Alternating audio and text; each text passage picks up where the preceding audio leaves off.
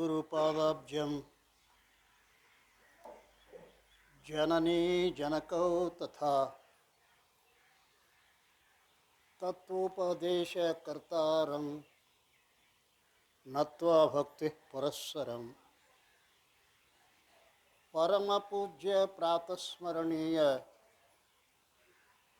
ಸದ್ಗುರುಗಳ ಚರಣಾರವಿಂದಗಳನ್ನು ಹೃದಯ ಪದ್ಮದಲ್ಲಿ ಧ್ಯಾನಿಸಿ ಅದ್ವೈತ ಸಾರ್ವಭೌಮ ಸಕಲ ಮತೋದ್ಧಾರಕ ಜಾತ್ಯತೀತ ಜಗದ್ಗುರು ಸಿದ್ಧಾರೂಢರ ಪಾವನ ಪಾದಾರವಿಂದಗಳಲ್ಲಿ ಹಣೆಮಣೆದು ಮೌನ ಮಹಾಯೋಗಿ ಸ್ಥಿತಪ್ರಜ್ಞ ಜಗದ್ಗುರು ಗುರುನಾಥಾರೂಢರ ಚರಣಾರವಿಂದಗಳಲ್ಲಿ ಅಭಿವಂದಿಸಿ ನಿಜಗುಣರ ಸಾಹಿತ್ಯಕ್ಕೆ ಟೀಕಾ ತಾತ್ಪರ್ಯಗಳನ್ನು ಬರೆದು ಮುಮುಕ್ಷುಗಳಿಗೆ ಮಹದುಪಕಾರ ಮಾಡಿರುವಂತಹ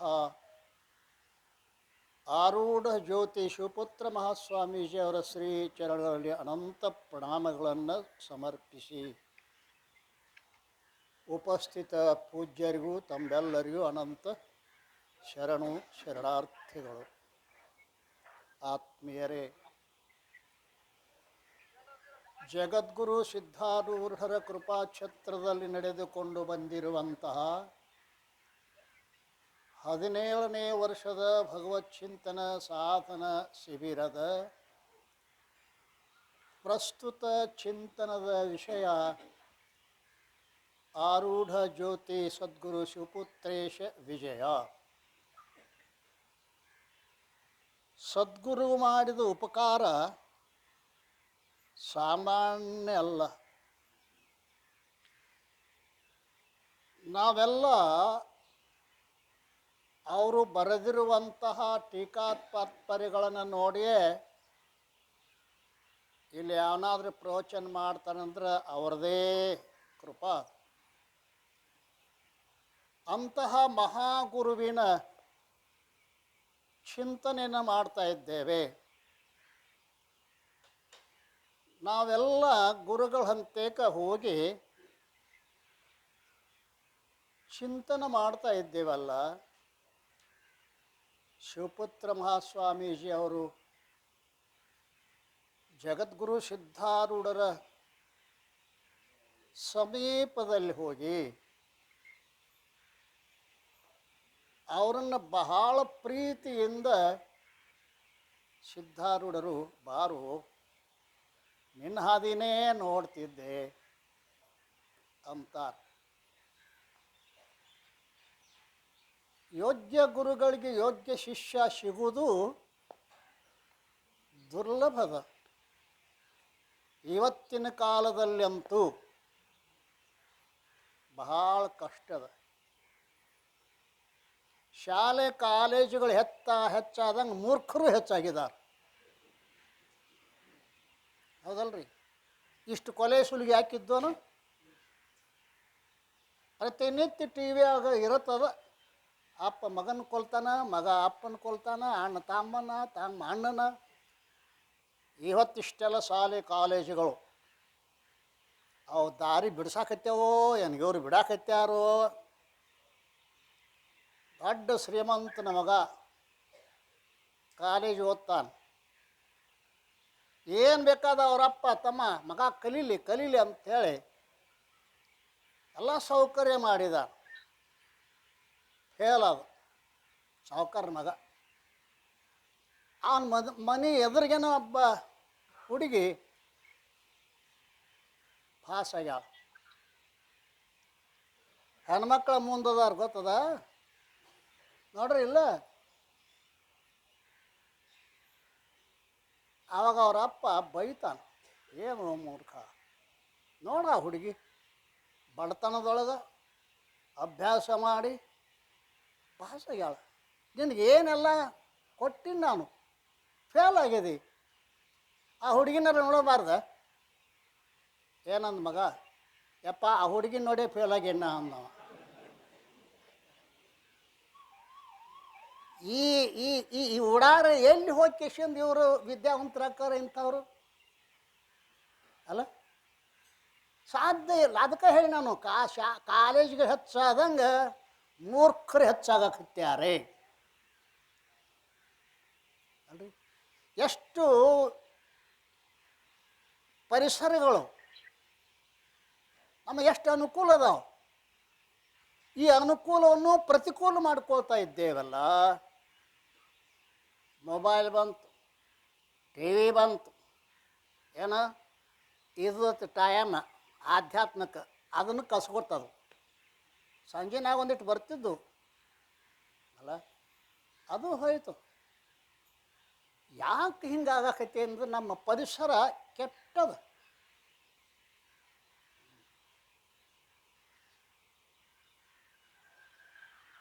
ಧರ್ಮಕ್ಷೇತ್ರದ ಧರ್ಮದರ್ಶಿಗಳು ಯಾರು? ವೀರೇಂದ್ರ ಹೆಗಡೆ. ಅಪ್ಪ ಏನು ಪುಣ್ಯಾತ್ಮ, ಅಷ್ಟೆಲ್ಲ ದೊಡ್ಡ ಕ್ಷೇತ್ರದ ಜವಾಬ್ದಾರಿ ಇದ್ದರೂ ಕೂಡ ದಿವಸ ಓದ್ತಾರೆ, ದಿವಸ ಬರೀತಾರೆ. ಚೆನ್ನುಡಿ ಅಂತ 2 ಪುಸ್ತಕ ಬರೆದ. ಚೆನ್ನುಡಿ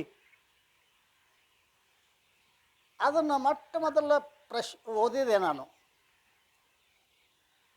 ಅದು ಫಾರಿನ್ದ ಒಬ್ಬ, ಪರದೇಶದ ಒಬ್ಬ ಭಾರತಕ್ಕೆ ಬಂದಾನ, ಹಳ್ಳಿಗೆ ಬಂದಾನ. ಹಳ್ಳಿಯ ವ್ಯವಸ್ಥೆ ಬೇರೆ, ನಗರದ ವ್ಯವಸ್ಥೆ ಬೇರೆ. ಹಳ್ಳಿಯೊಳಗೆ ದೇವರ ದಿಂಡ್ರ ಗುಡಿ ಗಂಟಿ ಭಜನೆ ಇವು ಅಲ್ಲಿ ಇರಂಗಿಲ್ಲ.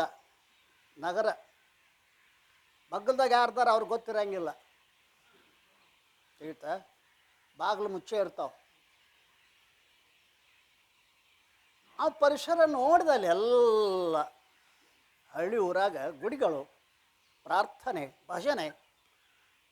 ಅಲ್ಲಿ ಹಳ್ಳಿ ಕಟ್ಟಿ ಅಂತ ಇರ್ತದೆ, ಗೊತ್ತೈತಿ? ಹಳೆ ಅಲ್ಲೊಂದು ನಾಗರದ ಹಾವ ಹಿಂಗೆ ಸುತ್ತ ಹಾಕೋದು, ನಮಸ್ಕಾರ ಮಾಡೋದು, ಅದೆಲ್ಲ ನೋಡಿದ ಇಷ್ಟು ಪರಿಸರ ಸುಂದರ ಆಗೈತೆ ಅಂದ ಬಳಿಕ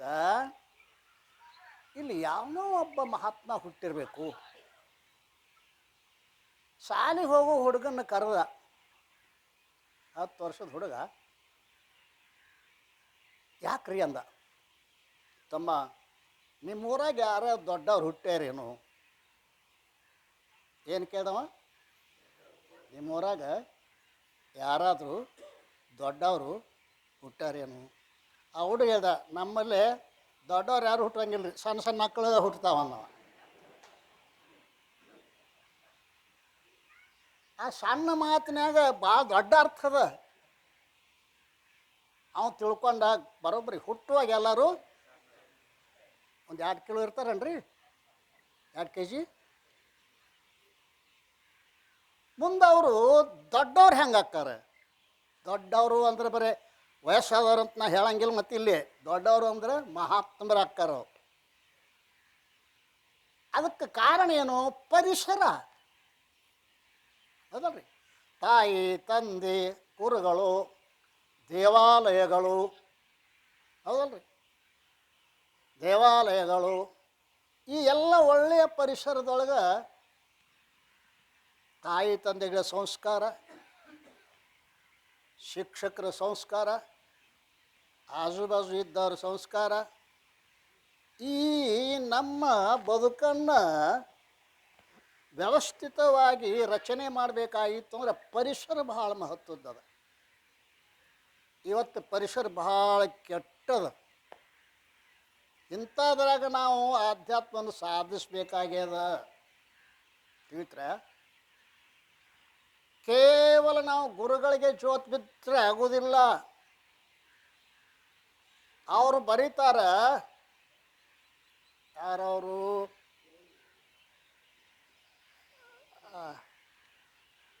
ಜೈನ ಮಹಾಮುನಿ ಭಾಳ ದೊಡ್ಡ ಅನುಭವಿಗಳವರು. ಅವರ ಪ್ರವಚನಕ್ಕೆ ಲಕ್ಷ ಜನ. ಜೈನ ಮಹಾಮುನಿ ಕಹಿ ಗುಳಿಗೆಗಳು ಅಂತ ಬರೆದಾನು. ಅದ್ರೊಳಗೆ ಬರಿತಾನವು ಪುಣ್ಯಾತ್ಮ. ಈ ಮನುಷ್ಯನಿಗೆ ತಿಳಿಯಬೇಕೆಂಬ ಲವಲವಿಕೆ ಇತ್ತು ಅಂದರೆ ಸತ್ತ ಹೆಣವು ಕೂಡ ಉಪದೇಶ ಮಾಡುತ್ತದೆ. ಲಕ್ಷ ಕೊಟ್ಟು ಕೇಳಿ. ತಿಳಿಯಬೇಕೆಂಬ ಲವಲವಿಕೆ. ಹಸದ ಕೂಡಲೇ ಹಂಗೆ ಅಡುಗೆ ಮನೆ ಕಡೆ ಓಡ್ತಿರಲ್ಲ, ಜ್ಞಾನದ ಹಸಿವೆ ಆಗಿರ್ತಕ್ಕಂಥ ಅತ್ಯಂತ ತೀವ್ರವಾದ ಮುಮುಕ್ಷತ್ವವುಳ್ಳ ಮನುಷ್ಯ ಇದ್ರೆ ಹೆಣನೂ ಸಹಿತ ಅವಾಗ ಉಪದೇಶ ಮಾಡ್ತದೆ. ಸತ್ ಹೆಣ. ಆ ತಿಳುವಳಿಕೆ ಅಷ್ಟು ತೀವ್ರ ಇದ್ದಿದ್ದಿಲ್ಲ ಅಂದ್ರೆ ಜೀವಂತ ಗುರುಗಳು ಕೂಡ ಏನು ಹೇಳಲಿಕ್ಕೆ ಸಾಧ್ಯ ಇಲ್ಲ ಅಂತ ಬರೀತಾರೆ ಅವ್ರು, ಪುಣ್ಯಾತ್ಮ. ನಿಮಗೆ ಆಶ್ಚರ್ಯ ಅನಿಸಿರ್ಬೇಕು, ಸತ್ ಹೆಣ ಉಪದೇಶ ಮಾಡ್ತತಿ. ಅವ್ರು ಬರೆದಾರ, ಅವ್ರು ಸತ್ ಹೆಣ ಉಪದೇಶ ಮಾಡೈತಿಲ್ಲ. ಭಗವಾನ್ ಬುದ್ಧಗೆ ಉಪದೇಶ ಮಾಡಿದ್ದು ಯಾವುದು ಕೇಳಿಲ್ಲ. ಅವ್ರ ಚರಿತ್ರೆ ಏನು ನೋಡಿದವ? ಮುದುಕಿನ, ರೋಗಿಯನ್ನ, ಹೆಣ. ನೀವು ಹೆಣ ನೋಡಿರೇನಿಲ್ಲ? ಹೆಣ ನೋಡಿ ರಾಜನ ಮಗ ಮನೆ ಬಿಟ್ಟು ಹೋದ ಅರಮನೆಯನ್ನು. ನಿಮಗೇನಾಗೈತಿ ದಾಡಿ? ನಮ್ಮ ಅಪ್ಪನ ಕೇಳಿದೆ, ಸಿದ್ದಪ್ಪ ಭಾಳ ಅನುಭವಿಗಳು. ಯಪ್ಪ, ಸತ್ತಾಗ ಒಂದು 4 ಮಂದಿ ಕೂಡಿ ಬಗೆಹರಿಸ್ತಾರೆ, ಎತ್ತುವುದು ಇಡೋದು. ಮಂದಿನ ಭಾಳ ಕುಡಿಸ್ತಾರಲ್ಲ, ಯಾಕೆ ಅಂತ ಕೇಳಿದೆ. ಯಾಕೆ ಕುಡಿಸ್ತಾರೆ ಗೊತ್ತೇನೋ ಅಂದ್ರೆ, ಯಾಕೆ ಇದು ಹೆಂಗೆ ಸತ್ತತಿಲ್ಲ ಹಂಗೆ ನೀನು ಸಾಯಾವಧಿ ನೋಡೋ ಇದನ್ನು ಅಂತ ಕರೆಸ್ತಾರತ್ತ ಅವರು. ಮಂದಿ ಯಾಕೆ ಬೇಕಾ? 4 ಮಂದಿ ಆದ್ರೆ ಹೋಗಿ ಬರ್ತಾರೆ ಇಲ್ಲ. ಆ ಸಾಯುವುದನ್ನು ನೋಡ್ತಾರೆ, ಆದರೂ ಕೂಡ ಮನುಷ್ಯಗೆ ಎಚ್ಚರ ಇಲ್ಲ. ಯಾಕೆ? ಲವಲವಿಕೆ ಇಲ್ಲ. ತೀವ್ರ ಮುಮುಕ್ಷತ್ವ ಅಂತಂದದ, ತೀವ್ರ ಜಿಜ್ಞಾಸು ಅಂತಂದದ ಅಲ್ಲ. ನಾವು ಮುಮುಕ್ಷಗಳನ್ನು ತಯಾರು ಮಾಡೋದು ಸಾಯಂಕಾಲ ಪ್ರವಚನ ನಮ್ಮದು. ಮುಂಜಾನೆದ್ದು ಮುಮುಕ್ಷಗಳಿಗೆ ಹೇಳೋ ಪ್ರವಚನ ಮುಂಜಾನೆದ್ದು. ಅಲ್ಲಿದ್ದು ಬೇರೆ, ಇಲ್ಲಿದ್ದು ಬೇರೆ. ಇಲ್ಲಟ್ಟೇನ್ರೆ ಒಳಗೆ ಸೇರಿಸಬೇಕಾಗ್ತೈತಿ, ಹೌದಲ್ಲ. ಕಾಯಿಪಲ್ಲೆ ತಂದಿರ್ತೀರ ಪೇಟೆಗೆಂದು, ಅದಕ್ಕೆ ಒಗ್ಗರಣೆ ಕೊಡ್ತೀರಿ ಇಲ್ಲ, ಹಂಗೆ ತಿಂತೀರೋ. ಹಂಗೆ ಪುಸ್ತಕ ಅಂದು ಸ್ವಲ್ಪ ನಾವು ಒಗ್ಗರಣೆ ಕೊಟ್ಟು ಹೇಳಿದ್ರೆ ನಿಮಗೆ ತಿಳಿತದ. ಹಂಗೆ ಅವ್ರು ತಿಳಿಯಂಗಿಲ್ಲ. ನಮ್ಮ ಶಿವಕುಮಾರ ಸ್ವಾಮಿಗಳು 14ನೇ ವಯಸ್ಸಿನಾಗ್ರಿ, ಒಬ್ಬೇ ಮಗ, ದೊಡ್ಡ ಶ್ರೀಮಂತ, ವೈರಾಗ್ಯವಂತ.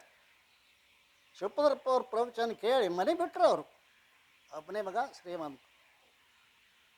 ಮನೆ ಬಿಟ್ಟು ಬಂದು ಇಲ್ಲೊಂದು ಕೋಲೆ ಬಾಡಿಗೆ ಹಿಡಿದು 3 ಮಂದಿ ಅವರು, ಷಣ್ಮುಖಾರುಡು, ಷಣ್ಮುಖಾನಂದ, ಶಿವಕುಮಾರ ಸ್ವಾಮಿಗಳು, ಇನ್ನೊಬ್ಬರು ಇದ್ದರು ಅವರು. ಅವರು 3 ಮಂದಿ ಕೂಡಿಸಿ ಒಂದು ಸಣ್ಣ ದೀಪ ಅದರೊಳಗೆ ಅಭ್ಯಾಸ ಮಾಡೋದು. ಅವ್ರೇನು ಹೇಳ್ತಾರೆ ಅದು ಮರುದಿವ್ಸ ತಾವು ಚರ್ಚೆ ಮಾಡಿದ್ರಿ. ಅದನ್ನು ಚರ್ಚೆ ಮಾಡಲಾರ್ದ ಬೆಳೆಯಂಗಿಲ್ಲ ಅದು. ಹೇಳ್ತಾ ನಿಮಗಿಟ್ಟ ಕೇಳಿ ಎದ್ದು ಹೋಗೋದು ರಗಡಾಗೈತಿ. ಚರ್ಚೆ ಯಾವಾಗ ಮಾಡ್ತೀವಿ ಹುಡುಗಾರ? ಅವ ಮಲ್ಲಪ್ಪ ಚರ್ಚೆ ಮಾಡ್ತಾರೆ ಬಂದಾನು, ಯಾವ ಹುಡುಗನ ಬರೋಂಗಿಲ್ಲ. ಚರ್ಚೆ ಅಂದ್ರೇನು ಮನನ. ಇವರು ಒಮ್ಮೆ ಸೋಲಾಪುರಕ್ಕೆ ಹೋಗಿದ್ದಾರೆ. ಸೋಲಾಪುರದಾಗ ಒಬ್ಬರು ನಿರಂಜನ ಸ್ವಾಮಿಗಳು, ಆವಾಗಿನ ಕಾಲದಾಗ ಭಾಳ ಪ್ರಸಿದ್ಧ.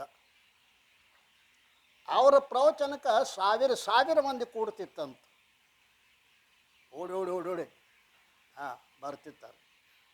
ಇವರೊಮ್ಮೆ ಅವ್ರು ಭೇಟಿ ಆಗಕ್ಕಂತ ಹೋಗ್ಯಾರ.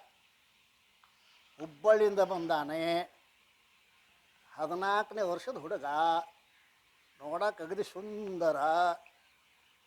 ಅವನು ನೋಡಿ ಎಲ್ಲಿದ ಬಂದಿಪ್ಪ? ಹುಬ್ಬಳ್ಳಿಯಿಂದ ಬಂದ. ಭಾಳ ಸಂತೋಷ ಆಯ್ತು. ಅವನು ಕರ್ಕೊಂಡು ಪ್ರವಚನಕ್ಕೆ ಹೋಗಿ ನಡಿ. ಪ್ರವಚನಕ್ಕೆ ಹೋದ್ರಂತ 1 ತಾಸು ಪ್ರವಚನ ಮಾಡಿದರು. ಪ್ರವಚನದಿಂದ ನಿರಂಜನ ಸ್ವಾಮೀಜಿ ಅವರು ಕೇಳಿದ್ರು, ಅವನು ಹಂಗಪ್ಪ ಪ್ರವಚನ ಬಿಡ್ರಿ, ನಿಮ್ಮದೇನು ಮುಮುಕ್ಷ ಪ್ರವಚನ ಅಲ್ಲ. ಏನು ಹೇಳ್ತೀರಿ? 14ನೇ ವಯಸ್ಸಿನವ್ರಿ, ಅವ 60 ವರ್ಷದಮ್ಮ, 1000 ಮಂದಿನ ಕೂಡಿಸಮ್ಮ. ಯಾಕೆ ಅಂದ್ರೆ ಇವರು ಶಿವಪುತ್ರ ಸ್ವಾಮಿಗಳಂತಕ್ಕೆ ಅಭ್ಯಾಸ ಮಾಡಾಕತ್ಯಾರ. ಶಿವಪುತ್ರ ಸ್ವಾಮಿಗಳು ತೂಕದ ಮ್ಯಾಗ ಶಾಸ್ತ್ರ ಅವರು. ಮತ್ತೊಮ್ಮೆ ಹೇಳಂಗಿಲ್ಲ. ಒಮ್ಮೆ ಏನು ಹೇಳ್ತಾರೆ ಖಲಾಸ ಆಗ್ತದು. ಅವ್ರಂತಕ ಬರೋಬ್ಬರಿ ಏನಪ್ಪ ಅಂತ ಕೇಳಿದ್ರೆ ಶಬ್ದ ಶಬ್ದಾರ್ಥ ಅನ್ವಯ ಅದಕ್ಕೊಂದು ದೃಷ್ಟಾಂತ ಇಷ್ಟೇ, ಹೆಚ್ಚಿಗಿಲ್ಲ ಇಲ್ಲ. ಅದನ್ನು ಕೇಳಿ ಅಲ್ಲಿ ಅವ್ರಿಗೆ ಹೇಳಿದ್ರು ಅವರು, ನಿಂದು ಮುಮುಕ್ಷು ಶಾಸ್ತ್ರ ಅಲ್ಲಿ ಬಿಡ್ರಿ ಹಂಗೆ ನಕ್ರಂತ ಅವರು ಅನುಭವಿಗಳಿದ್ರು. ಹೌದಪ್ಪ, ತಲೆ ಮೇಲೆ ಕೈ ಆಡಿಸಿ, ನಮ್ಮದು ಮುಮುಕ್ಷು ಶಾಸ್ತ್ರ, ಮುಮುಕ್ಷುಗಳನ್ನ ತಯಾರು ಮಾಡೋ ಶಾಸ್ತ್ರ ಅಂದ್ರಂಥವ್ರು. ಗೊತ್ತಾತನೇ ಇಲ್ಲ ನಿಮಗೆ? ಶಾಸ್ತ್ರ ಎರಡು ಪ್ರಕಾರ ಅದಾವೆ. ಮುಮುಕ್ಷನ ತಯಾರು ಮಾಡೋ ಶಾಸ್ತ್ರ ಒಂದದ, ಮುಮುಕ್ಷುಗಳಿಗೆ ಹೇಳಬೇಕಾದದ್ದು ಒಂದದ. ಮುಂಜಾನೆ ಮುಮುಕ್ಷುಗಳಿಗೆ ಹೇಳಬೇಕಾದದ್ದದ, ಸಾಯಂಕಾಲ ಮುಮುಕ್ಷ ತಯಾರು ಮಾಡೋದದ. ಅದಕ್ಕೊಂದಿಟ್ಟು ಒಗ್ಗರಣೆ ಹಾಕ್ಬೇಕಾಕೈತಲ್ಲ, ಹೌದಲ್ಲ? ಹಾಂ, ಒಗ್ಗರಣೆ ಹಾಕ್ಲಾರ್ದ ಏನು ರುಚಿಲ್ಲ ಹತ್ತಿರ್ತಾರಲ್ಲ. ಹಂಗೆ ಈಗ ಏನಾಗೈತಿ ಅಂತ ಕೇಳಿದರೆ, ಬಾರಲೆ ಪುತ್ರ ನಿನ್ನಯ ದಾರೇನೇ ನಾ ನೋಡುತ್ತಿದ್ದೇನೋ. ಬಾ ಅವನ ಶಾಸ್ತ್ರದ ತಿಳುವಳಿಕೆಯನ್ನು ನೋಡಿ, ಅವನು 14 ವರ್ಷನಾಗ ಅಲ್ಲ, ಅವನು ನೋಡಿ ನಿನ್ನ ಹಾದಿನ ನೋಡ್ತಿದ್ದೆ. ಯಾಕೆ ಗೊತ್ತದ? ನೀರು ಸುಬ್ಬಯ್ಯಗೆ ವಚನ ಕೊಟ್ಟಿದ್ರು ಅವರು, ನಾನು ಮುಂದಿನ ಜನ್ಮದಾಗ ನನ್ನ ಹತ್ರ ಇರಕ್ಕೆತ್ತ ಬಾ, ಈಗ ಬಿಡು, ಏನೋ ವಿದ್ಯಾಮದದಿಂದ ತಪ್ಪು ಮಾಡಿದೆಯಾ, ಮುಗಿದು ಹೋಯ್ತದು. ಇನ್ನು ಮ್ಯಾಲ ನೀನು ಈ ಶರೀರ ಬಿಡು, ಬ್ರಾಹ್ಮಣ ದೇಹವನ್ನು ಬಿಡು, ಮುಂದಿನ ಜನ್ಮದಾಗ ನನ್ನ ಹತ್ರ ಬರ್ತೀಯಾ. ಆ ವಚನ ಕೊಟ್ಟಿದ್ರಲ್ಲ, ಈಗ ಬಾರಲೆ ನಿನ್ನಯ ದಾರಿನೇ ನಾ ನೋಡುತ್ತಿದ್ದೇನೋ ಹೇಳಿನಲ್ಲ. ಯೋಗ್ಯ ಗುರುಗಳಿಗೆ ಯೋಗ್ಯ ಶಿಷ್ಯ ಸಿಕ್ಕರೆ ಜಗತ್ತಿನ ಕಲ್ಯಾಣ ಆಕತಿ, ಆ ಶಿಷ್ಯಂದು ಕಲ್ಯಾಣ ಆಕತಿ. ಅರ್ಥ ಆಕತೀನಿ ಇಲ್ಲ? ಅಂಥ ಶಿಷ್ಯ ಇರ್ಬೇಕು, ತಾನೂ ಉದ್ಧಾರ ಆಗಿರ್ಬೇಕು, ಮಂದಿನೂ ಉದ್ಧಾರ ಮಾಡ್ತಿರ್ಬೇಕ್ರಿ. ತಾನು ಉದ್ಧಾರ ಆಗೋದೇನು ದೊಡ್ಡ ಜೀನ್ಸ್ ಅಲ್ಲ, ಹೌದಲ್ರಿ? ತಾನು ಉದ್ಧಾರ ಆಗೋದೇನು ಭಾಳ ದೊಡ್ಡ ಸ್ಥಾನ ಅಲ್ಲ.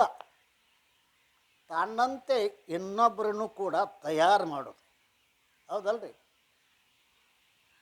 ತಾವೊಬ್ಬ ಸಾಲಕ್ಕೊಂದು ನಾರು ಹಾಗಾದ್ರೆ ಸಾಕು. ರಣರಂಗದಾಗ ಸಾವಿರಾರು ಮಂದಿನ ಕೊಲ್ಲಬೇಕಾಗಿತ್ತಂದ್ರೆ ಶಸ್ತ್ರಾಸ್ತ್ರಗಳು ಬೇಕಾಗ್ತವೆ. ಹಾಗೆ ತಾವು ಉದ್ಧಾರ ಆಗೋದೇನು ದೊಡ್ಡ ಗಾಬ್. ತಾನು ಉದ್ಧಾರ ಆಗಿರಬೇಕು, ಸಮಾಜವನ್ನು ಕೂಡ ಉದ್ಧಾರ ಮಾಡುವಂಥ ಸಾಮರ್ಥ್ಯವುಳ್ಳ ಶಿಷ್ಯ ಯೋಗ್ಯ ಗುರುಗಳು ಸಿಗೋದು, ಯೋಗ್ಯ ಗುರುಗಳಿಗೆ ಯೋಗ್ಯ ಶಿಷ್ಯ ಸಿಗೋದು ಅಲ್ಲ. ಸಿದ್ಧಾರ್ಥಕ್ಕೆ ಬಂದನು, ಅಪ್ಪ ನಾನು ಸನ್ಯಾಸಿ ಆಶ್ರಮ ತೊಗೊಂಡನಿ ಅಂದ್ರಮ್ಮ. ಸಿದ್ಧಾರ್ಥಂದು ಹೊಟ್ಟಿ ಚಿಂತಂದು ಬಿಡ್ತಮ್ಮ. ಅರ್ಥ ಆಗ್ತಿಲ್ಲ? ಯಾರು ಬೇಕಾದ್ರೆ ಕರೀತಾರೆ, ಕಾಯಿ ಬಟ್ಟಿ ನೋಡಿ ಉಣಿಸ್ತಾರೆ. ಅದಕ್ಕೆ ಅಂದ್ರೆ ಸಿದ್ಧಾರ್ಥರು ಏನು ಅಡ್ಡಿಲ್ಲಪ್ಪ, ಹೊಟ್ಟಿ ಚಿಂತಂದು ಬಿಡ್ತಾನೆ. 1-2 ವರ್ಷ ಬಿಟ್ಟು ಬಂದ, ಅಪ್ಪ ನಾನು ಪ್ರವಚನ ಮಾಡಾಕತ್ತೀನಿ. ಖರ್ಚು ಗಟ್ಟು ಅನುಕೂಲ ಆಗ್ತಮ್ಮ. ಈಗ ಪ್ರವಚನಗಳು ಹಿಂಗೆ ನಡೆದಾವ, ಈಗ ಸನ್ಯಾಸಿಗಳು ಹಿಂಗೆ ಇದಕ್ಕೆ ಹೌದಲ್ರಿ? ಜಟಿಲೋ ಮುಂಡಿ ಲುಂಚಿತ ಕೇಶ ಕಾಷಾಯಾಂಬರ ಬಹುಕೃತ ವೇಷ ಪ್ರಚನ್ನಪಿನ ಪುಚ್ಚತೆ ಇದೆ ಉದರ ನಿಮಿತ್ತಂ ಬಹುಕೃತ ವೇಷಂ. ಉದರ ನಿಮಿತ್ತಂ ಬಹುಕೃತ ವೇಷಂ. ಹೊಟ್ಟಿ ಸಲುವಾಗಿ ಇವೆಲ್ಲ ಉಪಯೋಗ ಆಗ್ಯಾಕತ್ಯಾವ ಈಗ. ಏನ್ರಿ? ಕಾಯಿ ಬಟ್ಟೆ, ರುದ್ರಾಕ್ಷಿ, ವಿಭೂತಿ ಎದ್ರ ಸಲುವಾಗಿದೆಲ್ಲ? ಉದರ ನಿಮಿತ್ತಂ, ಹೊಟ್ಟಿ ಸಲುವಾಗಿ. ಅಮ್ಮ ಹಿಪ್ಪರಿಗೆ ಶಾಂಡ್ರು ಒಂದು ಕತೆ ಹೇಳ್ತಿದ್ರು. ಬಸ್ಸಿನಾಗ ಕೂತಿದ್ರು, ಬಸ್ ಫುಲ್ ಇದ್ದು ಸೀಟ. ಆ ಕಡೆದೊಬ್ಬ ಕಾಯಿ ಬಟ್ಟಿ ರುದ್ರಾಕ್ಷಿಸರ ಕಾಣು ಹಂಗೆ ಹಾಕಿರ್ತಾರೆ. ರುದ್ರಾಕ್ಷಿ ಗೊತ್ತತ್ತೆ ನಿಮಗೆ? ಅಗದಿ ಹೊಡೆದು ಕಾಣು ಹಂಗೆ. ಅದ್ರಾಗ ಹೊರೈಟ್ ದೊಡ್ಡ ದೊಡ್ಡ ರುದ್ರಾಕ್ಷಿಗಳು ತನ್ನ ಸಲುವಾಗಿ ಮಂದಿ ಕಾಣಲಿ ಅಂತ ತಿಳಿತ್ರ. ಮ್ಯಾಲೇನು ಮಾಡ್ತೀವಿ ನಾವು, ಅದೆಲ್ಲ ಮಂದಿ ಸಲುವಾಗಿ ಮಾಡ್ತೀವಿ. ಅರ್ಥ ಆತ? ಅವ ಬಂದ ನೋಡ್ದ, ಆ ಕಡೆ ಸೀಟ್ ಸಿಗಲಿಲ್ಲ. ಅವಾಗ ದಯವಿಲ್ಲದ ಧರ್ಮ ಆವುದಯ್ಯ ವಚನ. ದಯವಿಲ್ಲದ ಧರ್ಮ ಯಾವುದಯ್ಯ ಹೇಳಕತ್ತಿ ಕೂಡಲೇ ಇವರೇನು ಅಂದರು ನಮ್ಮ ಹಿಪ್ಪರಿಗೆ ಶರಣರು ಅವನು ತಮ್ಮ ಶಿಷ್ಯ ನೆಪ್ಸಿರ್ತಮ್ಮ ಯಾರು ಶರಣರು ಕಾಣ್ತಾರೆ ಅವ್ರಿಗೆ ನೀ ಹೇಳು ಅಲ್ಲಿ ಶೀಟ್ ಕೊಡು ಅವ ಎದ್ದ ಬಂದು ಕೂತ್ರು ಬರ್ರಿ ಶರಣರು ಕೂತ ಮುಂದೊಂದು 200 ಸ್ಟೇಷನ್ ಹೋದಿಂದ ಅಗದಿ ಮುದುಕಿ ಏನ್ರಿ ಆ ಮುದುಕಿ ಹತ್ತಿ ಮ್ಯಾಲೆ ಬಂದಾಳ ಜಾಗ ಇಲ್ಲ ಪಾಪ ಮುದುಕಿ ಗಡ ಗಡ ಗಡ ನಡಗ್ತೈತೆ ಶೀಟರು ಸಿಗುವಲ್ಲು ಅವ್ರು ನೋಡಿದ್ರು ಇವ್ರು ಶರಣಪ್ಪ ಅವಂದ ಶರಣರೆ ನೀವು ಹೇಳ್ರಿ ನಮ್ಮ ಹುಡುಗನ ಶೀಟ್ ಅದು ಆ ಅಜ್ಜಿ ಬಂದು ಕುಂಡಿರ್ತಾಳ ಏನಂದ ಮತ್ತೊಂದು ವಚನ ಹೇಳ್ತಾವ ಪರಚಿಂತೆ ನಮಗೆ ಕಯ್ಯ ನಮ್ಮ ಚಿಂತೆ ನಮಗೆ ಸಾಲದು ಅವ್ನು ನಿದ್ದೆ ಮಾಡಕೈತಿರ್ತಾವ ಪುಣ್ಯಾತ್ಮ ಇವೆಲ್ಲ ಇದಕ್ಕೆ ಉಪಯೋಗ ಆಕೈತೆ ಗೊತ್ತ ನಾಟಕ ಇದೊಂದು ನಾಟಕ ವಯಸ್ಸು ಹಾಕೊಂಡು ಬರೋದು ಒಳಗೆ ಹೋಗಿ ಕಳಿಯೋದು ಮತ್ತೇನು ಬೇಕಾದ್ ಮಾಡೋದು ಮತ್ತೇನದು ಇವು ನಾಟಕ ಅದಕ್ಕೂ ಯೋಗ್ಯ ಶಿಷ್ಯನ ಹುಡುಕ್ತಿರ್ತಾರೆ ಅವರು ಯಾಕೆ ತಾವು ತಮ್ಮ ಜೀವನದಲ್ಲಿ ಗಳಿಸಿದ ತತ್ವಜ್ಞಾನವೆಂಬ ಸಂಪತ್ತನ್ನು ಇಡಲಾಕ ಒಂದು ಯೋಗ್ಯ ತ್ರಿಜೋರಿ ನೋಡ್ತಿರ್ತಾರಪ್ಪ ಸುಮ್ಮ ಊಟಕ್ಕಾಗಿ ತಿರುಗಾಡ್ದಿಲ್ಲ ಅವರು ಯಾಕೆ ತಿರುಗಾಡ್ತಾರೆ ಸ್ವಾಮೀಜಿಯವರು ಯೋಗ್ಯೊಬ್ಬ ಶಿಷ್ಯ ಸಿಗ್ತಾನೇನೋ ಅದಕ್ಕೆ ಬಾರೆಲೋ ಅಂತ ಹೇಳಿ ಅವನು ನಾನೇ ಯಾವುದನ್ನು ಹುಡ್ತಿದ್ನೆ ಅಲ್ಲ ಯಾವ ಬಡಿ ಹುಡ್ತಿದ್ದೆ ಅದು ಬಂದು ಕಾಲಕ್ಕೆ ಸಿಗ್ತದ್ರೆ ತೆಗೆದು ಒಯ್ಯಕ್ಕೆ ಸಾಧ್ಯದ ಏನಪ್ಪ ಬಾ ಅಂಥೇಳಿ ಆ ಶಿವಬಸಪ್ಪನಿಗೂ ಆ ಸಜ್ಜನಿಗೂ ಆವಾಗ ಅದನ್ನು ಆನಂದ ಆತ ಕರ್ಕೊಂಡು ಬಂದಿದ್ರಲ್ಲ ಶಿವಪುತ್ರಪ್ಪನ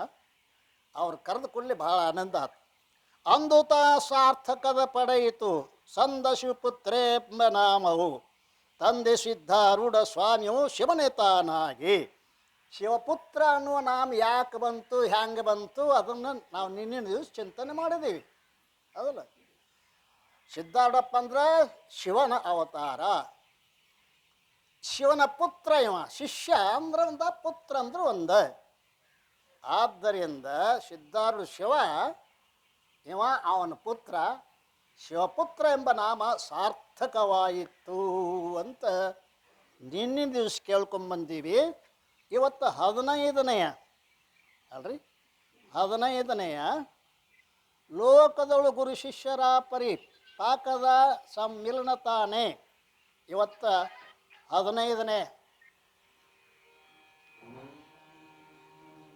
ಲೋಕದೊಳು ಗುರು ಶಿಷ್ಯರ ಪರಿಪಾಕದ ಸಂಮಿಲನ ತಾನೆ ಲೋಕಹಿತಕ್ಕಾಗಿಂದು ಚಲಿಸುವ ಗುಪ್ತಗಾಮಿನಿಯು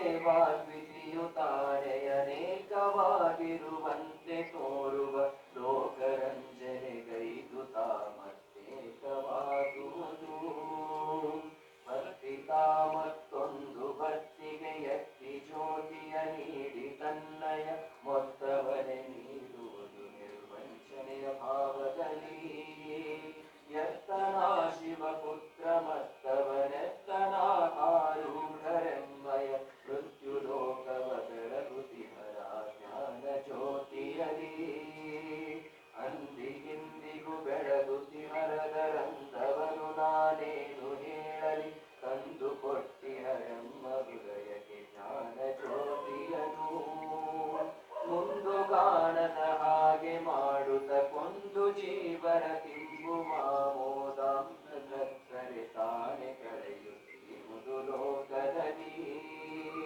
ಅಂದು ಸಿದ್ಧಾರೂಢ ತನ್ನಯ ಕಂದನ ಶಿವಪುತ್ರನಿಗೆ ತಾ ಚಂದದಿಂದ ಬೀಳುತ್ತ ವೇದಾಂತ ವಿಷಯವನು ಮುಂದೆ ಸಂಸ್ಕೃತ ಕಲಿತು ಬರಬೇಕೆಂದು ತಾರಾಯಚೂರು ಜಿಲ್ಲೆಗೆ ಸಂಧಿಸಿರುವ ಗ್ರಾಮಗೆಜ್ಜಲ ಗಟ್ಟಿಯಂಬಲ್ಲಿ ಗುರುವಿನಾಜ್ಞೆಯ ಹೊತ್ತು ತಾ ಸಂಚರಿಸಿ ಗೆಜ್ಜಲ ಗಟ್ಟಿ ಗ್ರಾಮಕ್ಕೆ ಭರತಿ ಬಂದನು ದೇವ ಭಾಷೆಯ ತಿಳಿವ ತವಕರಲಿ ಗುರುವು ಶಿಷ್ಯರ ಮಾಧ್ಯಮರಿತ ಹರಿಯುತಿಹರ ವರದೆ ಶಾರದೆ ಹರುಷದಿಂದ ಜನರನ್ನು ಧರಿಸುವ ಸರಸದಲ್ಲಿ ಎಲ್ಲ ವಿದ್ಯೆ ತಾನೇ ಬಲ್ಲಿದನು ಅಯ್ಯಪ್ಪ ಶಾಸ್ತ್ರಿಯು ಮೆಲ್ಲ ಮೆಲ್ಲನೆ ಸೇರಿ ಸಂಸ್ಕೃತ ಪಾಠಶಾಲೆಯಲ್ಲಿ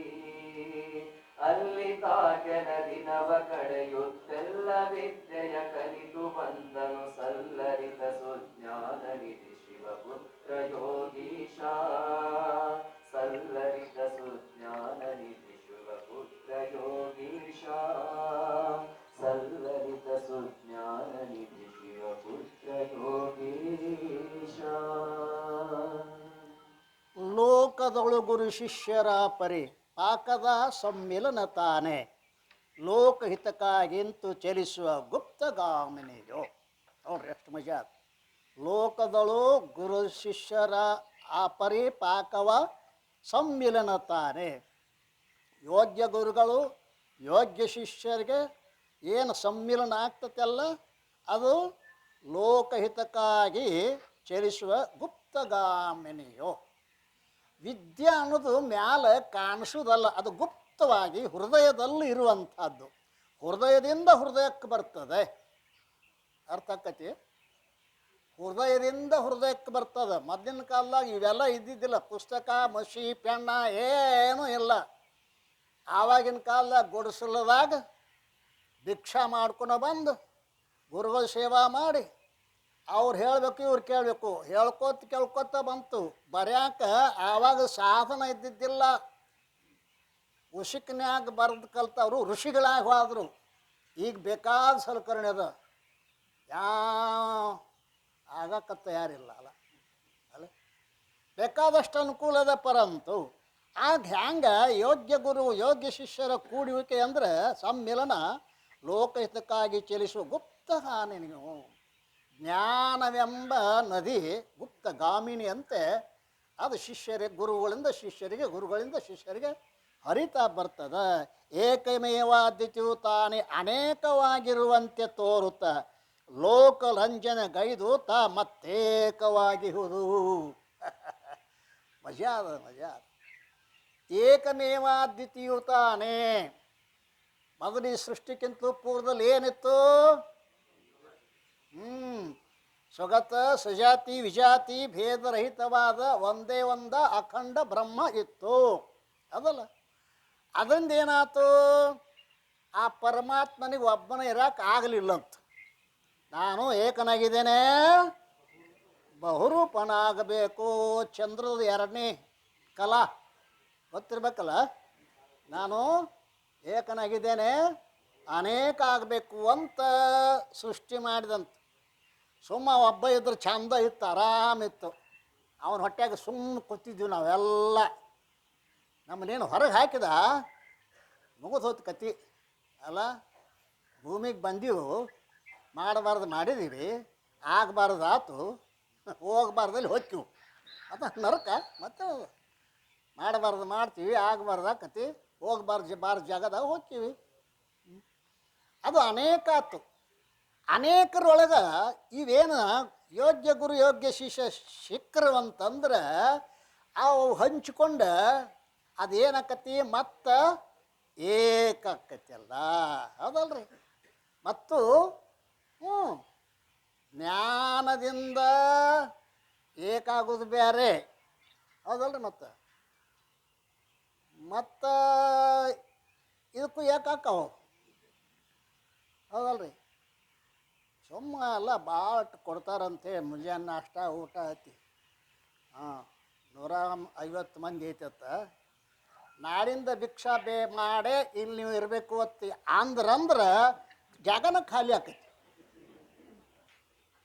ಎಷ್ಟು ತೀವ್ರ ಜಿಜ್ಞಾಸೆ ಐತಿ ನೋಡಿ ಅವ್ರದ್ದು ಅಲ್ಲ. ನಗಿ ಬರ್ತದಪ್ಪ ಈ ಮಂದಿನ ನೋಡಿ, ನಗಿ ಬರ್ತದ ಅಲ್ಲ. ಅದಕ್ಕೋಸ್ಕರವಾಗಿ ಈಗ ಒಬ್ಬನೇ ಇದ್ದ ಅನೇಕ ಆಯ್ತು. ಗುರು ಶಿಷ್ಯರು ಕೂಡಿ ಎಲ್ಲ ಕೂಡಿಸಿ ಏಕ ಆಯ್ತಲ್ಲ.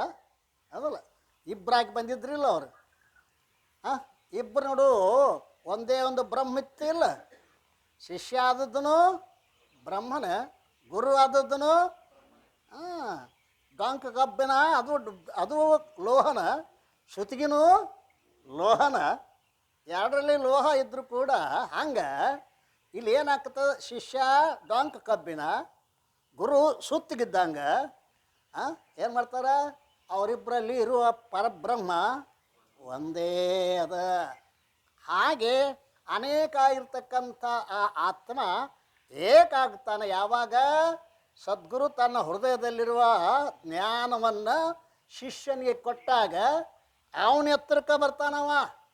ಅದಲ್ರಿ, ಶಿಷ್ಯ ಗುರುವಿನ ಎತ್ತರಕ್ಕೆ ಬರ್ತಾನೆ ಏನಾದ್ರೆ ಯೋಗ್ಯತೆ ಇತ್ತಂದ್ರೆ.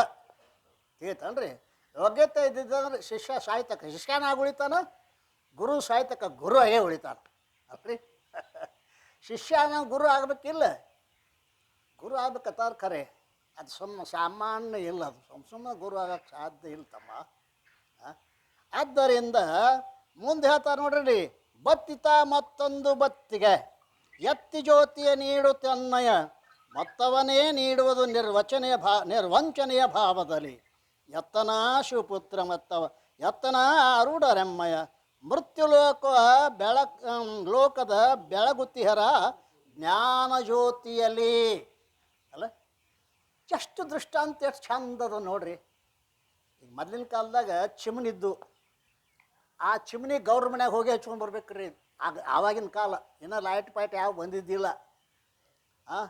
ಗೌರ್ರ ಮನ್ಯಾಗಿನ ದೀಪ ಒಂದು 100 ಮಂದಿಗೆ ತನ್ನ ಬೆಳಕ ಕೊಡ್ತಿತ್ತು. ಅದು ಗೊತ್ತಾಕತ್ತೇನಿಲ್ಲ. ಹಿಂಗೆ ಬಂದು ಹಿಂಗೆ ಅದಕ್ಕೆ ಮುಗ್ದು ಕೊಟ್ಟರು ಸಾಕು. ಇದೆಟ್ಟೈತಿ ಅಷ್ಟೇ ಎಲ್ಲವನ್ನೂ ಕೊಡ್ತೈತೋ, ಒಂದಿಟ್ಟು ಇಟ್ಕೊಂಡು ಕೊಡ್ತೈತೋ.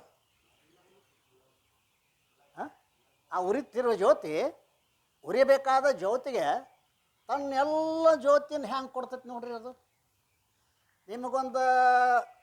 ಒಂದಿಷ್ಟು ರೊಕ್ಕ ಕೊಟ್ಟರೆ 100 ಇದ್ದು ಅಂದ್ರೆ 50 ಇಟ್ಕೋತೀರಿ, 50 ಕೊಡ್ತೀರಿ. ಚಿಮಣಿ ಹಂಗಲ್ಲ. ಚಿಮಣಿ ಹಂಗಲ್ಲ. ಚಿಮಣಿ ನೋಡ್ರಿ ತಿಳ್ಕೊಬೇಕಲ್ಲ ಮನುಷ್ಯ. ನೋಡಿ ತಿಳ್ಕೊಳ್ಳಿ ಭಾಳ ಅದ, ಓದಿ ತಿಳ್ಕೊಳ್ಳೋದು ಕಡಿಮೆ ಅದ. ಪುಸ್ತಕ ಏನು ಮಣ್ಣು ಅದ ಸುಡುಗಾಡು.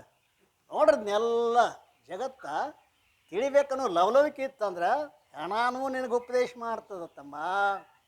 ಆದ್ದರಿಂದ ಬತ್ತಿತ ಮತ್ತೊಂದು ಬತ್ತಿಗೆ ಒತ್ತಿ ಜ್ಯೋತಿಯ ನೀಡಿ ತನ್ನಯ ಮತ್ತವನೇ ನೀಡುವುದು ವಂಚನೆ ಇಲ್ಲ ನೋಡ್ರಿ. ದೀಪ ಅಲ್ರಿ, ನಿರ್ವಂಚನೆಯಿಂದ ಎತ್ತನ ಶಿವಪುತ್ರ ಮತ್ತವನ ಎತ್ತನ ಆರೂಢ ಎಮ್ಮಯ ಮೃತ್ಯುಲೋಕ ಬೆಳಗುತ್ತಿಹರ ಜ್ಞಾನ ಜ್ಯೋತಿಯಲ್ಲಿ. ಎಲ್ಲಿದೆ ಶಿವಪುತ್ರ ಸ್ವಾಮಿ, ಎಲ್ಲಿ ಆರೂಢ ಸ್ವಾಮಿ? ಇವರಿಬ್ಬರು ಕೂಡಿ ಏನು ಮಾಡಿದರು ಅಂತೇರ ಜಗತ್ತಿಗೊಂದು ಜ್ಞಾನ ಜ್ಯೋತಿಯನ್ನು ಕೊಟ್ಟು ಹೋದರು. ಸಾಮಾನ್ಯನ್ರಿ, ಆ ಪರಂಪರೆಗಳು ನಾವು ಅದೀವಂದ್ರೆ ಪುಣ್ಯ ತಿಳ್ಕೊರೋ ಮಾರಾಯ. ಆ ಸಿದ್ಧನ ಪರಂಪರೆಗೆ ಏನು ಅದೀವಲ್ಲ, ನಿಜವಾಗಿಯೂ ಕೂಡ ನೀವು ಪುಣ್ಯವಂತರೇ ಅಂತ ತಿಳ್ಕೋರಿ. ಮಠಗಳು ಭಾಳ ಅದಾವ, ಸಂಪ್ರದಾಯಗಳು ಭಾಳ ಅದಾವ. ಏನು ಮಾಡೋದಿ ನೀನು ಅಲ್ರಿ. ಇದೇನದ ವಿಶೇಷತೆ? ಜಾತ್ಯಾತೀತ. ತೆರೆದಾಗಲ್ಲ, ನೀವು ಯಾವ ಬೇಕಾದ ಬರ್ರಿ. ನಿಮ್ಮನ್ನು ಕೈಯಾಗ ಲಿಂಗ ಐತೆ ಅಂತ ಕೇಳಂಗಿಲ್ಲ, ಇಲ್ಲಿ ಜನವಾರ ಐತೆ ಅಂತ ಕೇಳಂಗಿಲ್ಲ. ಕೆಲವು ಮಠಗಳು ಲಿಂಗ ಇದ್ರೆ ಒಳಗೆ ಬಾ, ಲಿಂಗ ಇದ್ದವ್ರು ಒಳಗೆ ಕುಣಿಸೋದು, ಲಿಂಗ ಇಲ್ಲವ್ರು ಹೊರಗೆ ಕುಡಿಸೋದು. ಅವ್ರು ಭವಿಯತ್ತ, ಇವ್ರು ಭಕ್ತರಂತ. ಹೆಂಗೆ ಬತ್ತರೋ ಹೆಂಗೆ ಭವಿಯೋ ತಿಳಿಯೋದು ನನಗೆ. ಭವಿ ಅಂದ್ರೆ ಏನು ಅದು ಗೊತ್ತಿಲ್ಲ, ಭಕ್ತ ಅಂದ್ರೇನು ಅದು ಗೊತ್ತಿಲ್ಲ. ಸೊಮ್ಮ ಅಲ್ರಿ.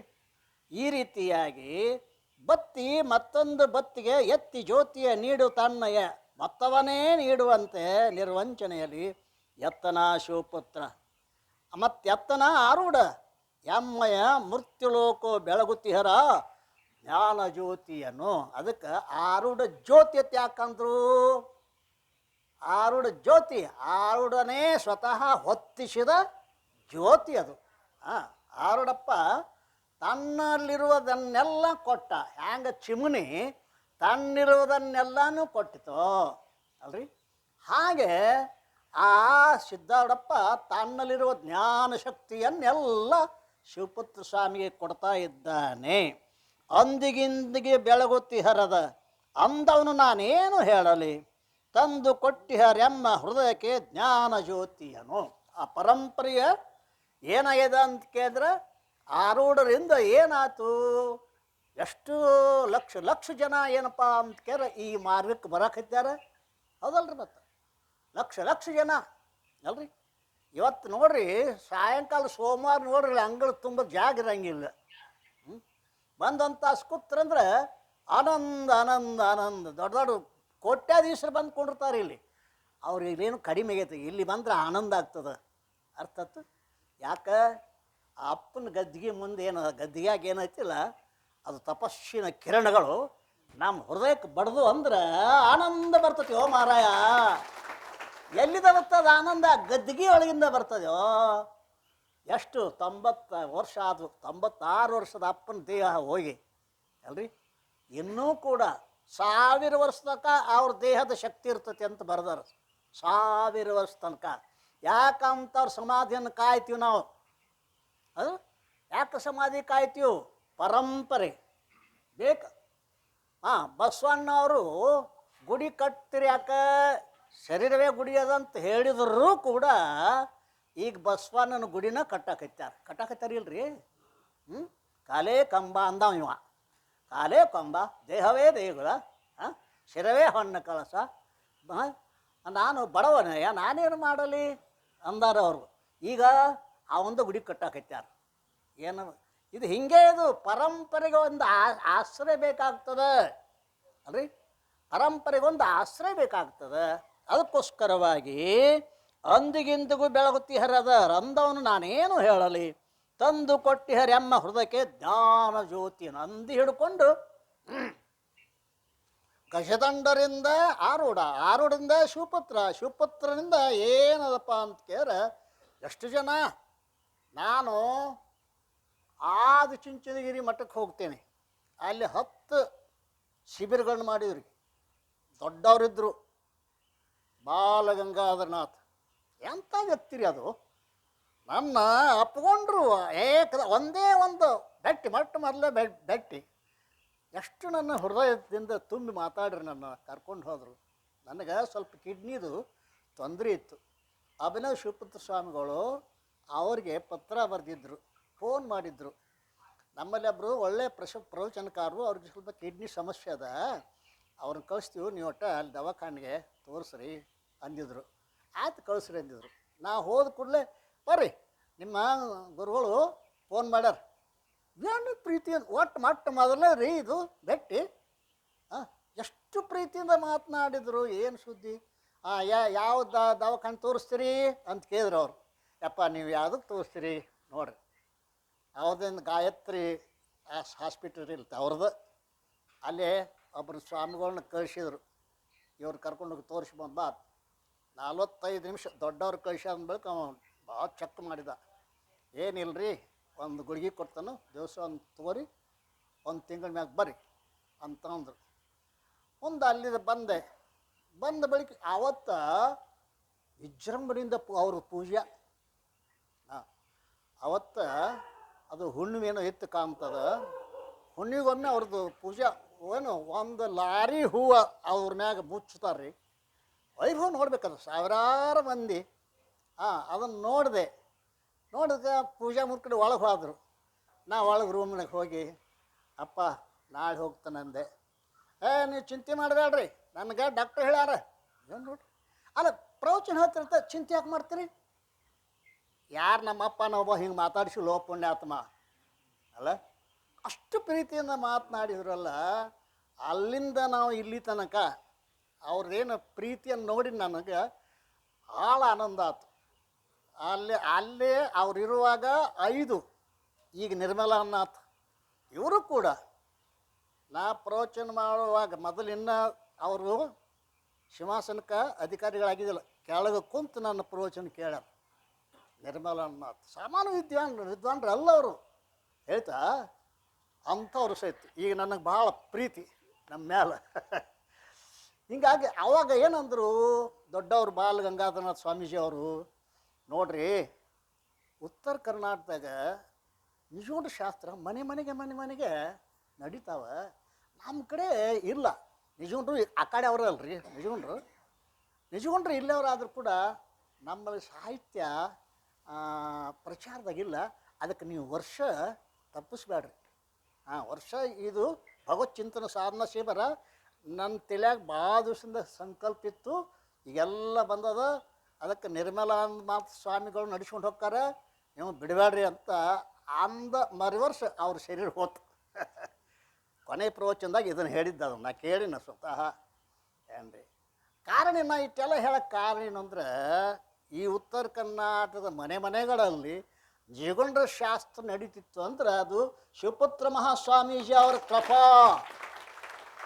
ಕೈ ಎತ್ತಿ ಹೇಳಬೇಕಾಗ್ತದೆ ತಮ್ಮ, ಸಾಮಾನ್ಯ ಅಲ್ಲ. ಇವತ್ತಿನ ಮನೆಯೊಳಗೆ ಅಲ್ರಿ ನಡೀತದೆ. ಹಳ್ಳಿ ಒಳಗೆ ಕೂಡ ನಿಜವಾದ ಶಾಸ್ತ್ರ ನಡೀತದೆ ಇವತ್ತು ಅಲ್ರಿ. ಇಲ್ಲಿ ದರೂರ್ಗೆ ಹೋಗ್ರಿ, ದಿವಸ ದೊಡ್ಡ ವಿದ್ವಾಂಸ ಸಿಕ್ಕಾನ ಅವರಿಗೆ. ಏನ್ರಿ ಬ್ರಹ್ಮ ಸೂತ್ರ ಹಿಡ್ಕೊಂಡು ಸಂಪೂರ್ಣವಾಗಿ ಹೇಳ್ತಾ ಇದ್ದಾನೆ ಪುಣ್ಯಾತ್ಮ. ಇದು ಯಾರ್ದು? ಇದು ಶಿವಪುತ್ರ ಸ್ವಾಮಿ ಕೃಪಾ. ಅದು ಒಂದು ಪೈಸಾ ತೊಗೊಳ್ದಿಲ್ಲ ಅವ. ಏನ್ರಿ ಹೆಂಗಿರ್ಬೇಕು ಅವ? ಒಂದು ಪೈಸಾ ತೊಗೊಳಂಗಿಲ್ಲ. ಎಲ್ಲಿ ಹೋದರೂ ಆವತ್ತು ಹಿಡ್ಕೊಂಡು ನಾವು ಒಂದು ಪೈಸಾ ಸಹಿತ ತೊಗೊಳ್ದಿಲ್ಲ. ತನ್ನ ಜ್ಞಾನವನ್ನು ಹ್ಯಾಂಗೆ ಚಿಮಣಿ ತನ್ನಲ್ಲಿರೋದೆಲ್ಲ ಹ್ಯಾಂಗೆ ಕೊಡ್ತೈತಲ್ಲ, ಹಂಗೆ ಆ ಪುಣ್ಯಾತ್ಮ ಆ ದರೊಳಗೆ 10-20 ವರ್ಷದಿಂದ ಹಾಗೆ ಹೇಳ್ತಾ ಇದ್ದಾನೆ.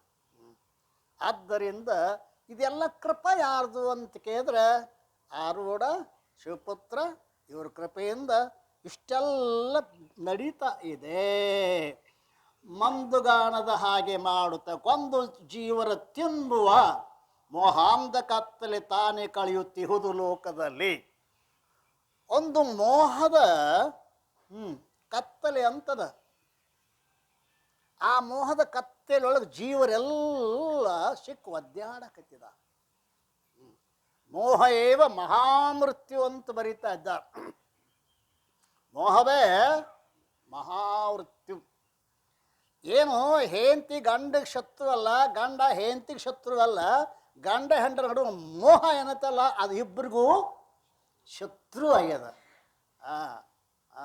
ಪಡೆಬನಿಯೊಂದಿಗೆ ಪರಮುಕ್ತಿ ಸುಖವನು ಕೆಡುವ ಕಾಯದ ಮೋಹವನು ಮಾಡೆ ಮನುಷ್ಯ. ನಿಜವನ್ರಿ, ಎಲ್ಲಿ ಬೇಕಾದಲ್ಲಿ ತಗೋರಿ, ಎಲ್ಲೆಲ್ಲ ಸಿಗುತ್ತಾವ. ದೊಡ್ಡ ಅಂಗಡಿ ಅವಂದು, ಶಾಂತ ಅಲ್ಲ ಅವನ ಅಂಗಡಿ ಭಾಳ ದೊಡ್ಡದು. ನೀವು ಬೇಕಾದ ಬೇಡ್ರಿ, ಎಲ್ಲ ಕೊಡ್ತಾನವಲ್ಲ. ಹಾಗೆ ಇದು ಮೋಹದ ಅಂಧಕಾರ.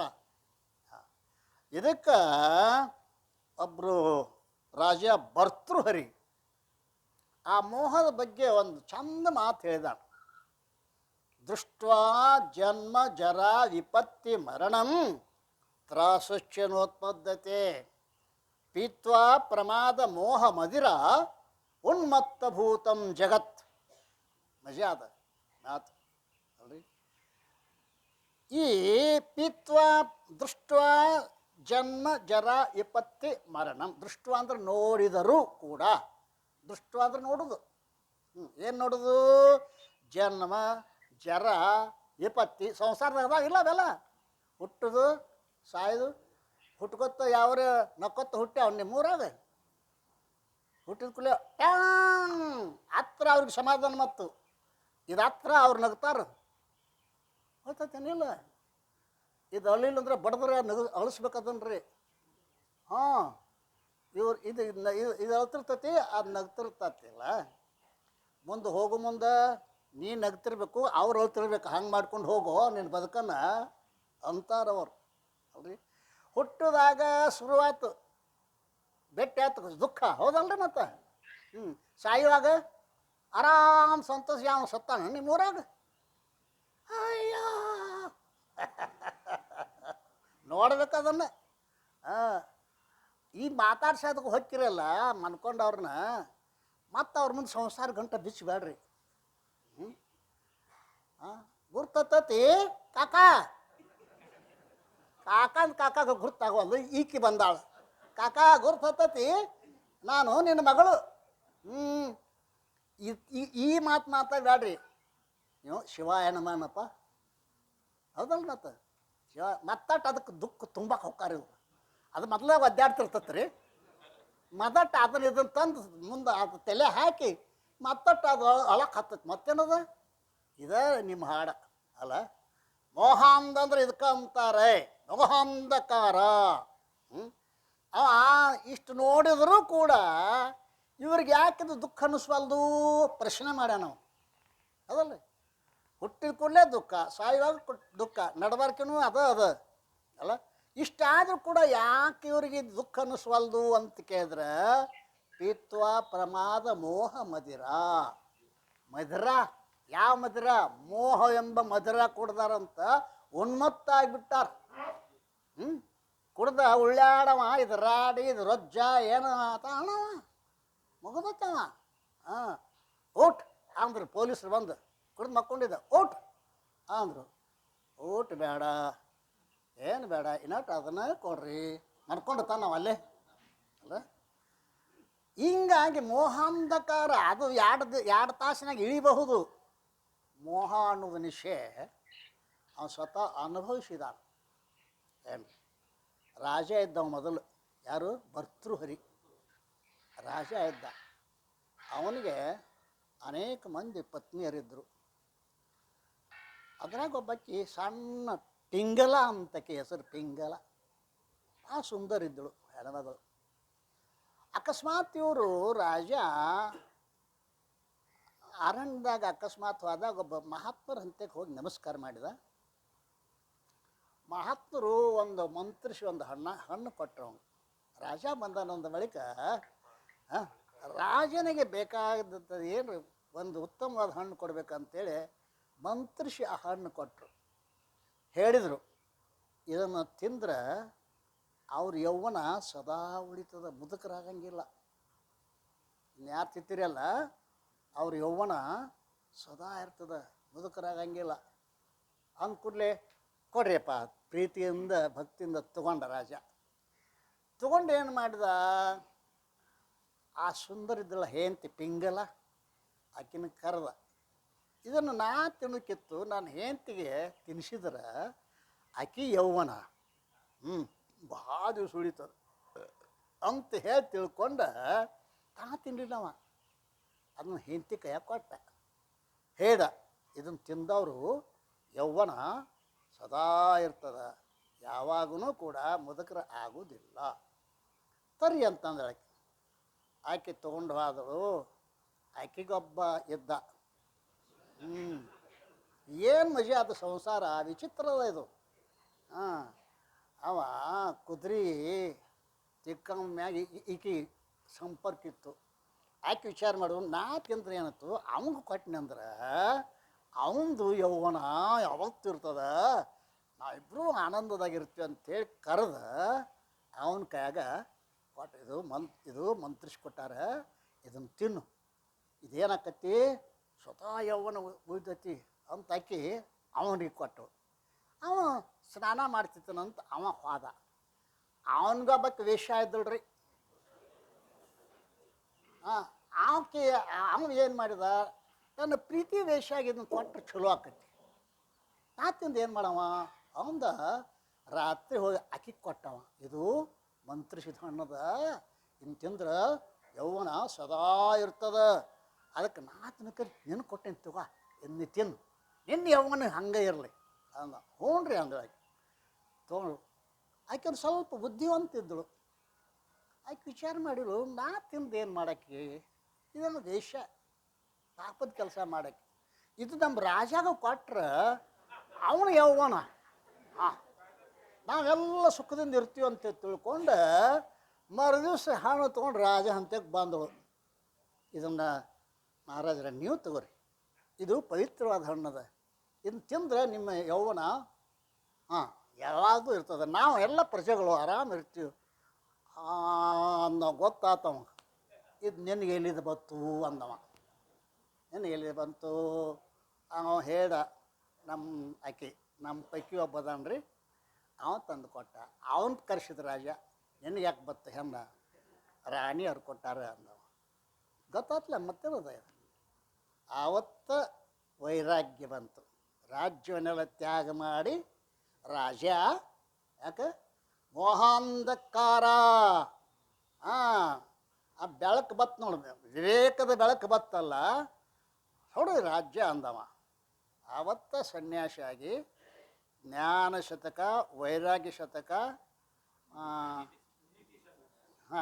3 ಶತಕ, ನೀತಿ ಶತಕ, ಜ್ಞಾನ ಶತಕ, ವೈರಾಗ್ಯ ಶತಕ ಬರ್ತಾನೆ ಪುಣ್ಯಾತ್ಮ. ಅವ ಇದು ಮಾತು ಹೇಳ್ಯಾನ ಇಲ್ಲಿ, ತುಷ್ಟ್ವಾ ಜನ್ಮ ಜರ ವಿಪತ್ತಿ ಮರಣಂ ತ್ರಾಸಶ್ಚನೋತ್ಪದ್ಯತೆ. ದುಃಖವನ್ನು ನೋಡ್ತಾರ, ಅನುಭವಿಸ್ತಾರ, ಮತ್ತು ಅದ್ರಾಗ ಯಾಕೆ ಯಾಕೆ ವೈರಾಗ್ಯ ಬರುವುದು? ಪಿತ್ವ ಪ್ರಮಾದ ಮೋಹ ಮದಿರ, ಮೋಹದ ನಿಶೆ ಆಗ್ಯದ. ಅದ್ರಾಗ ಇವ್ರು ಏನು ಮಾಡ್ರೆ ಎಚ್ಚರ ಆಗವಲ್ದು ಅಂತ ಬರೆದಿಟ್ಟಾನೆ. ಅದನ್ನು ಇಲ್ಲೇ ವಿಸ್ತಾರವಾಗಿ ಅಂದಿಗಿಂದಿಗೂ ಬೆಳಗುತ್ತಿರದರ ರಂದವನು ನಾನೇನು ಹೇಳಲಿ, ತಂದು ಕೊಟ್ಟಿದರೆ ಅಮ್ಮ ಹೃದಯಕ್ಕೆ ಜ್ಞಾನ ಜ್ಯೋತಿಯನ್ನು.